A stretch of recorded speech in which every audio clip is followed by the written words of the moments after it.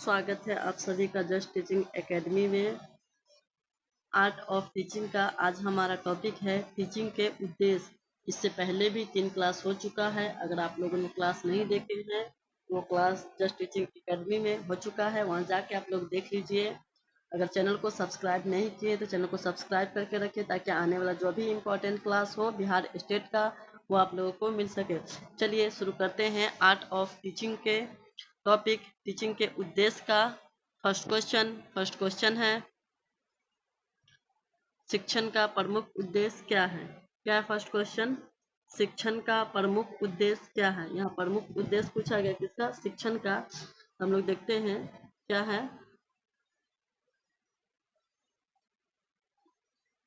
शिक्षण का प्रमुख उद्देश्य क्या है? ए में है केवल पाठ पूरा करना, तो नहीं, केवल पाठ पूरा करना शिक्षण का प्रमुख उद्देश्य नहीं होगा। बी में है विद्यार्थियों में वांछित ज्ञान कौशल और व्यवहार विकसित करना।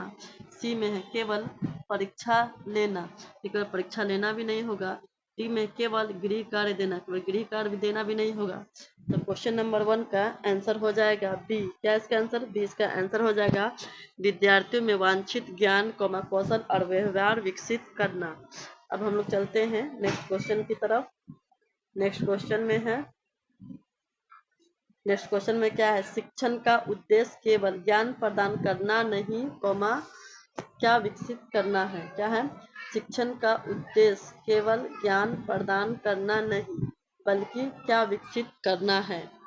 तो क्वेश्चन नंबर 2 के ए में है केवल स्मरण शक्ति, नहीं, केवल स्मरण शक्ति नहीं होगा। बी में है कौशल दृष्टिकोण और व्यवहार। सी में है केवल लिखने की गति, लिखने की भी गति नहीं होगा। डी में है केवल परीक्षा क्षमता भी नहीं होगा। क्वेश्चन नंबर 2 का आंसर हो जाएगा शिक्षण का उद्देश्य ज्ञान प्रदान करना नहीं बल्कि कौशल दृष्टिकोण और व्यवहार विकसित करना भी है। तो क्वेश्चन नंबर 2 का आंसर हो जाएगा बी। क्या इसका आंसर? बी इसका आंसर हो जाएगा। अब हम लोग चलते हैं नेक्स्ट क्वेश्चन की तरफ। नेक्स्ट क्वेश्चन में है शिक्षण उद्देश्यों का निर्धारण मुख्यतः किसके लिए किया जाता है। क्या है? शिक्षण उद्देश्यों का निर्धारण मुख्यतः किसके लिए किया जाता है। ए में है सीखने की दिशा निर्धारित करने के लिए। बी में है केवल उपस्थिति बढ़ाने के लिए, नहीं, उपस्थिति बढ़ाने के लिए भी नहीं होगा। सी में केवल गृह कार्य देने के लिए भी नहीं होगा। डी में केवल परीक्षा कठिन बनाने के लिए भी नहीं होगा। आंसर क्या? आंसर हो जाएगा हमारा ए, सीखने की दिशा निर्धारित करने के लिए। शिक्षण का उद्देश्यों का निर्धारण कैसे होता है? सीखने की दिशा निर्धारित करने के लिए। तो क्वेश्चन नंबर 3 का आंसर हो जाएगा ए। अब हम लोग चलते हैं नेक्स्ट क्वेश्चन की तरफ। नेक्स्ट क्वेश्चन में है निम्न में से कौन सा शिक्षण का संज्ञानात्मक कॉग्निटिव उद्देश्य है। क्या पूछा गया है? निम्न में से कौन सा शिक्षण का संज्ञानात्मक उद्देश्य है, कॉग्निटिव उद्देश्य है। ए में है ज्ञान एवं समझ का विकास। बी में है शारीरिक कौशल का विकास। सी में है भावनाओं का विकास। डी में है केवल अनुशासन। तो क्या होगा? कॉग्निटिव उद्देश्य क्या है? आप संज्ञान को रिलेट कर सकते हैं ज्ञान से। क्या? संज्ञान मतलब ज्ञान। तो ज्ञान को आप लोग याद करके क्या होगा? आंसर हो गया संज्ञान से ज्ञान एवं समझ का विकास करना। तो क्वेश्चन नंबर 4 का आंसर हो जाएगा ए। क्या इसका आंसर? ए इसका आंसर हो जाएगा। अब हम लोग चलते हैं नेक्स्ट क्वेश्चन की तरफ।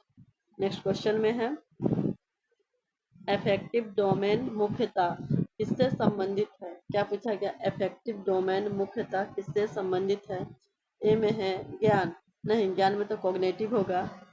बी में है भावनाओं मूल्य और दृष्टिकोण। सी में है शारीरिक कौशल, नहीं, मोटर स्किल नहीं होगा, शारीरिक कौशल भी नहीं होगा। और डी में है स्मरण भी नहीं होगा। तो क्या होगा? अफेक्टिव डोमेन संबंधित है भावनाओं मूल्य और दृष्टिकोण। तो क्वेश्चन नंबर 5 का आंसर हो जाएगा बी। और हम चलते हैं नेक्स्ट क्वेश्चन की तरफ। नेक्स्ट क्वेश्चन में है साइकोमोटर डोमेन किससे संबंधित है। क्या पूछा गया? साइकोमोटर डोमेन किससे संबंधित है। ए में है ज्ञान से तो कॉग्निटिव है, तो ये भी नहीं होगा आंसर। बी में है भावनाएं, अफेक्टिव डोमेन भी नहीं है। सी में शारीरिक एवं क्रियात्मक कौशल। डी में है मूल्य, तो मूल्य भी नहीं होगा। तो क्या होगा, साइकोमोटर डोमेन किससे संबंधित है, शारीरिक एवं क्रियात्मक कौशल से।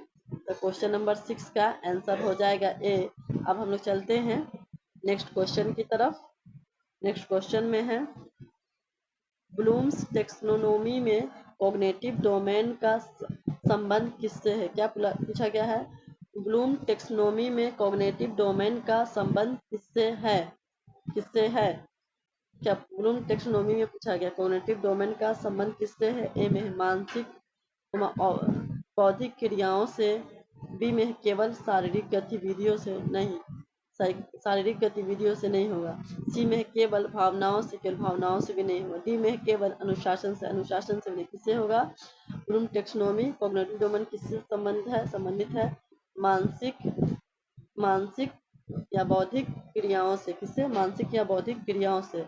क्वेश्चन नंबर 7 का आंसर हो जाएगा ए। अब हम लोग चलते हैं नेक्स्ट क्वेश्चन की तरफ।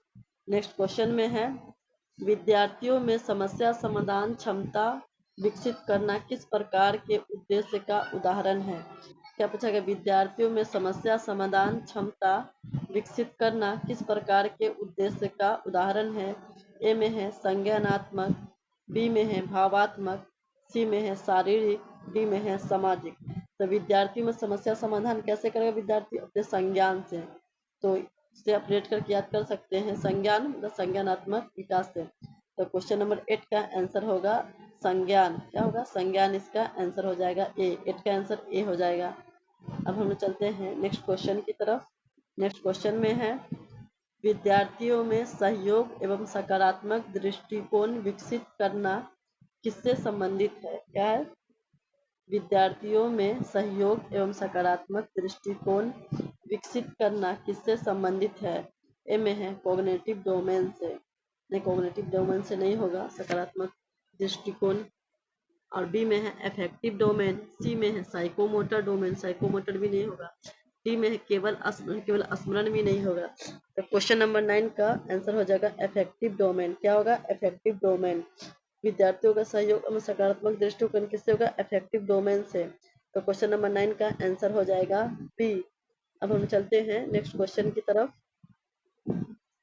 नेक्स्ट क्वेश्चन में है, शिक्षण उद्देश्यों को स्पष्ट एवं मापनीय बनाने का मुख्य लाभ क्या है। क्या पूछा गया है, शिक्षण उद्देश्य को स्पष्ट एवं मापनीय बनाने का मुख्य लाभ क्या है। ए में लर्निंग आउटकम्स का आकलन आसान होता है, बी में है पाठ्यक्रम छोटा हो जाता है, सी में है गृह कार्य समाप्त हो जाता है, डी में परीक्षा की आवश्यकता नहीं होती है। तो आंसर क्या हो जाएगा, क्वेश्चन नंबर 10 का आंसर हो जाएगा ए, लर्निंग आउटकम का आकलन आसान होता है। शिक्षण उद्देश्यों को स्पष्ट एवं मापनीय बनाने का मुख्य उद्देश्य क्या है, लर्निंग आउटकम का आकलन आसान हो जाता है। इसका लाभ हो जाएगा ए। क्या होगा इसका लाभ, ए इसका लाभ हो जाएगा। अब हम लोग चलते हैं नेक्स्ट क्वेश्चन की तरफ। नेक्स्ट क्वेश्चन में है, क्या है नेक्स्ट क्वेश्चन में, नेक्स्ट क्वेश्चन की तरफ चलते हैं। नेक्स्ट क्वेश्चन में है, विद्यार्थी जल संरक्षण के 3 उपाय बता सकेगा, यह किस प्रकार का उद्देश्य है।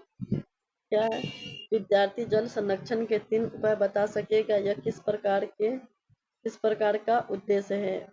ए में है अस्पष्ट उद्देश्य, बी में है मापनीय अधिगम उद्देश्य, सी में है अस्पष्ट नहीं होगा आंसर, सी में है केवल भावात्मक उद्देश्य, ये भी नहीं होगा, डी में केवल शारीरिक उद्देश्य नहीं, जल संरक्षण के 3 उपाय शारीरिक उद्देश्य का ये भी नहीं होगा। आंसर क्या होगा, आंसर हो जाएगा मापनीय अधिगम का उद्देश्य। तो क्वेश्चन नंबर 11 का आंसर हो जाएगा बी। अब हम चलते हैं नेक्स्ट क्वेश्चन की तरफ। नेक्स्ट क्वेश्चन में है, शिक्षण उद्देश्यों का संबंध किससे सबसे अधिक है। क्या पूछा गया, शिक्षण उद्देश्यों का संबंध किससे सबसे अधिक है। ए में है अपेक्षित लर्निंग आउटकम से, बी में है केवल शिक्षक की सुविधा से, सी में है केवल पाठ्य पुस्तक से, डी में केवल परीक्षा भवन से। तो नहीं, आंसर क्या हो जाए, शिक्षण का उद्देश्य संबंध किससे अधिक संबंधित है, वो है अपेक्षित लर्निंग आउटकम से। तो क्वेश्चन नंबर 12 का आंसर हो जाएगा ए।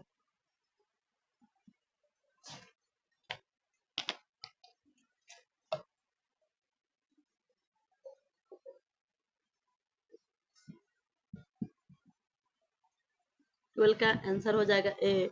अब हम लोग चलते हैं नेक्स्ट क्वेश्चन की तरफ।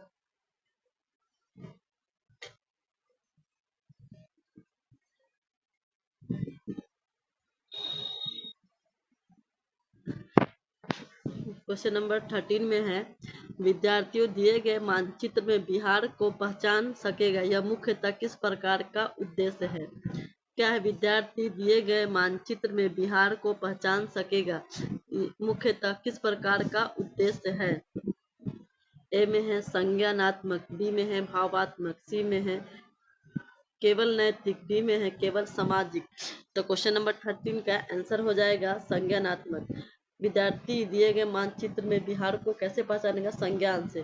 तो क्वेश्चन नंबर 13 का आंसर हो जाएगा ए, संज्ञान, संज्ञानात्मक। अब हम चलते हैं नेक्स्ट क्वेश्चन की तरफ।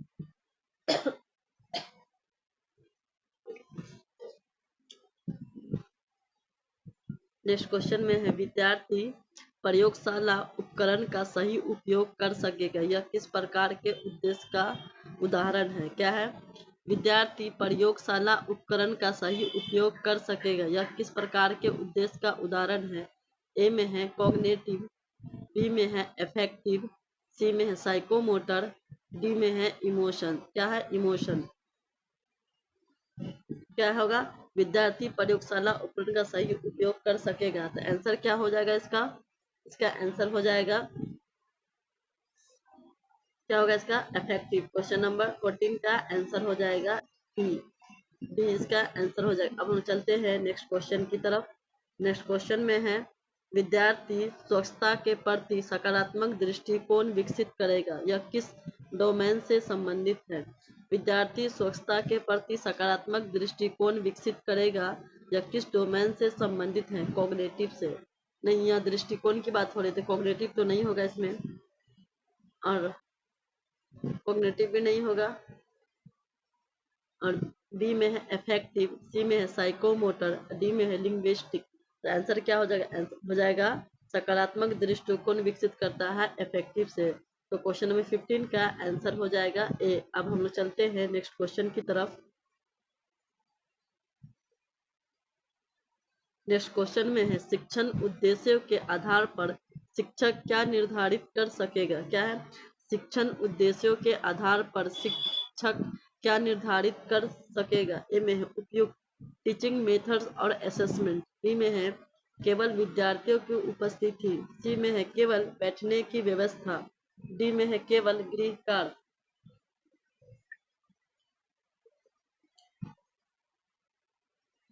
शिक्षक क्या निर्धारित कर सकता है, वो कर सकता है। तो क्वेश्चन नंबर 16 का आंसर हो जाएगा ए, टीचिंग मेथड और असेसमेंट। तो क्वेश्चन नंबर 16 का आंसर हो जाएगा ए। अब हम चलते हैं नेक्स्ट क्वेश्चन की तरफ। नेक्स्ट क्वेश्चन में है, नेक्स्ट क्वेश्चन में है प्रभावी शिक्षण उद्देश्य कैसा होना चाहिए। क्या पूछा गया, प्रभावी शिक्षण उद्देश्य कैसा होना चाहिए। ए में है अस्पष्ट, बी में है बहुत सामान्य, सी में है स्पष्ट और मापनीय, डी में है केवल शिक्षक को पता हो। नहीं, ये नहीं, प्रभावी शिक्षण उद्देश्य होगा स्पष्ट और मापनीय। तो क्वेश्चन नंबर 17 का आंसर हो जाएगा बी। हम चलते हैं नेक्स्ट क्वेश्चन की तरफ। नेक्स्ट क्वेश्चन में है, शिक्षण का व्यापक उद्देश्य विद्यार्थियों का क्या करना है। क्या शिक्षण का व्यापक उद्देश्य विद्यार्थियों का क्या करना है। ए में है केवल परीक्षा में सफल बनाना, नहीं, ये इसका आंसर नहीं होगा, केवल सफल बनाना ही नहीं इसका उद्देश्य होगा।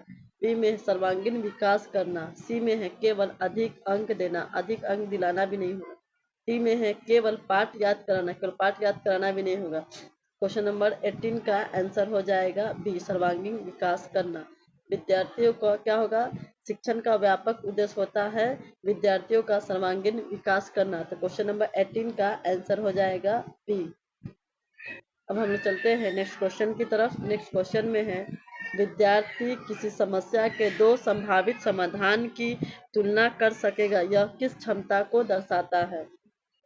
क्या है क्वेश्चन में, क्वेश्चन 19 में, विद्यार्थी किसी समस्या के दो संभावित समाधान की तुलना कर सकेगा, यह किस क्षमता को दर्शाता है। ये दर्शाता है उच्च संज्ञानात्मक क्षमता को, बी में है केवल स्मरण को, सी में है केवल शारीरिक कौशल को, डी में केवल भावात्मक विकास को। तो क्वेश्चन नंबर 19 का आंसर हो जाएगा ए, उच्च संज्ञानात्मक क्षमता। क्या होगा इसका आंसर? उच्च संज्ञानात्मक क्षमता। अब हम चलते हैं नेक्स्ट क्वेश्चन की तरफ। नेक्स्ट क्वेश्चन में है शिक्षण उद्देश्य और असेसमेंट के बीच क्या संबंध है? क्या पूछेगा? शिक्षण उद्देश्यों और असेसमेंट के बीच क्या संबंध है? ए में है दोनों का कोई संबंध नहीं है। नहीं, ये आंसर नहीं हो जाएगा, ये इसका आंसर नहीं होगा। बी में असेसमेंट से यह पता चलता है कि निर्धारित उद्देश्यों की प्राप्ति कितनी हुई है। सी में असेसमेंट केवल उपस्थिति के लिए होता है। नहीं, ये भी नहीं है, केवल उपस्थिति के लिए नहीं होता। डी में है उद्देश्य केवल शिक्षक के लिए होता है। नहीं, केवल शिक्षक के लिए ही नहीं होता है, दोनों के लिए होता है। और क्वेश्चन नंबर 20 का आंसर हो जाएगा असेसमेंट के बीच क्या संबंध है? शिक्षण और उद्देश्य और असेसमेंट के बीच क्या संबंध है? संबंध है असेसमेंट से यह पता चलता है कि निर्धारित उद्देश्य की प्राप्ति कितनी हुई है। तो क्वेश्चन नंबर 20 का आंसर हो जाएगा बी। क्या इसका आंसर? 20 का आंसर हो जाएगा। तो आप लोग इस तरह हम लोगों ने 20 क्वेश्चन को सॉल्व किया हुआ है।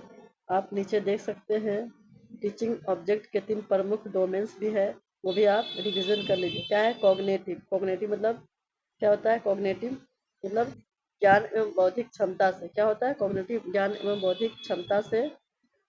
और नीचे में अफेक्टिव। अफेक्टिव होता है किससे? भावना से। भावना से। तो आप लोग इसको ध्यान में रखिएगा।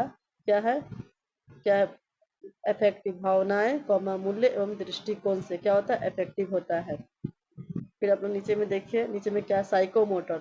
साइकोमोटर हमेशा होगा शारीरिक क्रियात्मक कौशल से। किसका? इसको ध्यान में रखिएगा, इसलिए हमने नीचे में दे दिए हैं ताकि आप लोग ध्यान में रखिए सब चीज को। ये रिवीजन करने का है आप लोग। साइकोमोटर शारीरिक क्रियात्मक कौशल से है। और नीचे एग्जाम ट्रिक में आप लोग नीचे भी देख सकते हैं क्या है?